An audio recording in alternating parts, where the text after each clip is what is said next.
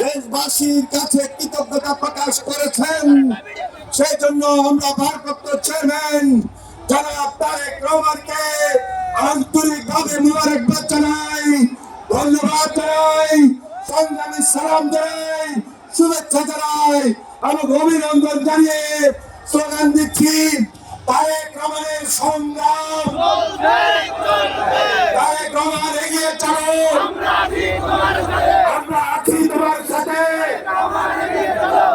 মনে রাখবেন, we have a plan, we have a plan for the people and for the country. ইনশাআল্লাহ আমরা সেই প্ল্যান বাস্তবায়ন করব ইনশাআল্লাহ। ওই নেতা আছে, সবাইকে দু হাত তুলে বলতে হবে নেতা আছে।